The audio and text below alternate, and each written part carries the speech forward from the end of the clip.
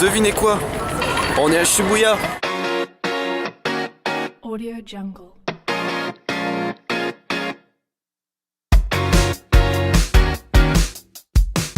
Et là, juste devant, c'est Hachiko. La fameuse statue. Je reviendrai peut-être un petit peu plus tard pour faire une photo. Je vais vous montrer un peu à quoi ça ressemble. Depuis ici, là, il y a une super vue sur le carrefour où il y a du monde. D'ailleurs, on va le traverser, vous savez quoi? On va le traverser, en plus il y a du soleil. On voit Superman contre Batman, l'affiche. Alors ça, la tour 109 mène, en fait, c'est une tour de fringues. Mais pour les hommes. Il y en a une autre pour les femmes, plus grande, c'est peut-être celle-là, mais c'est pas sûr du tout. Voilà, ça y est, ça commence. Il y a beaucoup moins de monde que l'après-midi. Mais regardez donc ce monde. Tout le monde, il doit y avoir peut-être 200 personnes tous les 5 minutes qui traversent là le matin. Et la dernière fois c'était pire, il devait y en avoir au moins 500. Donc, je sais pas du tout par où commencer ma petite visite. Vraiment, j'en ai aucune idée. Mais à mon avis, ça va être plutôt sympa. Bon, moi du coup, maintenant que je vous ai montré le petit carrefour, fait ma petite introduction, je vais un petit peu visiter, regarder ce qu'il y a et puis filmer ce qu'il y a d'intéressant, pourquoi pas. Donc, eh bien, bonne vidéo et puis à tout de suite, ou tout à l'heure, ou enfin quand j'aurai des petits trucs à dire. Voilà, voilà. Donc finalement, me voilà quelques mètres plus loin, devant la tour 109, mais des femmes, voilà, comme je vous disais, elle est plus grande.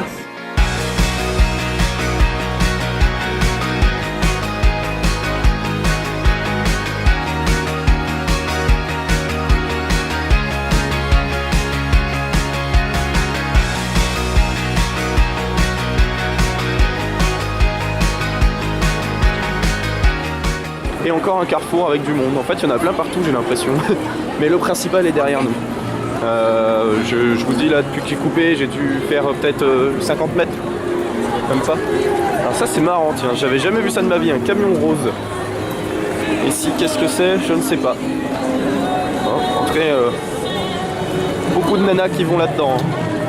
Avec sûrement leur copain ou un truc comme ça, qui s'est sûrement fait forcer la main du genre oui bon je vais t'accompagner comme d'habitude. Belle petite rue. Voilà voilà, bon on va pas aller dedans nous, parce que comme je vous disais c'est pas très intéressant. Qu'est-ce que c'est que ça? On dirait une espèce de fontaine, je ne sais pas. To cinémas. Bon on a un petit cinéma là. Je sais pas. À ce qui paraît les cinémas au Japon c'est super cher. Genre beaucoup. Par rapport en France. En France, c'est quoi? Ouais, peut-être. Enfin, par chez moi en tout cas, c'est genre peut-être 5 euros, 6 euros la place. Je sais que vers Paris, tout ça, c'est plus entre 10 et 15 euros, selon si elle a 3D ou non. Voilà, moi, je sais que c'est pas cher du tout. Et ici, ça doit être peut-être entre 10 et 20 euros à Tokyo.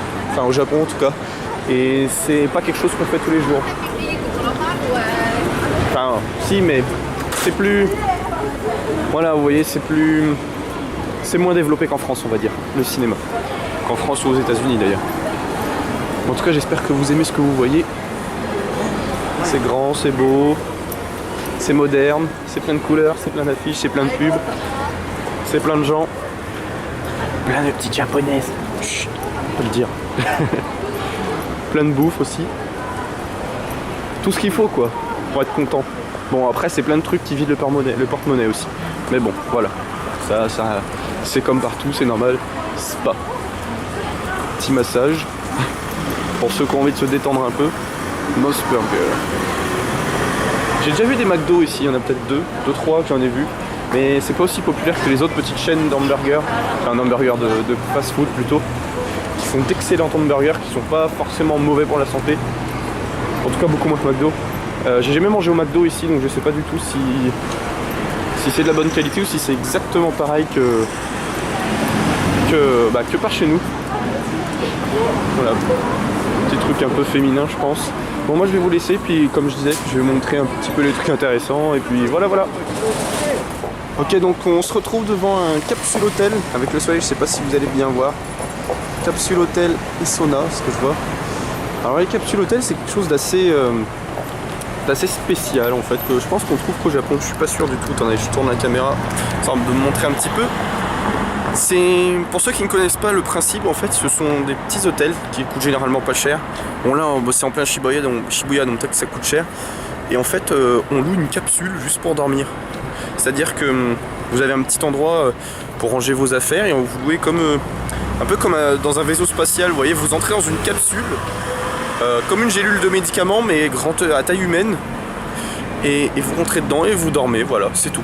Et vous ressortez.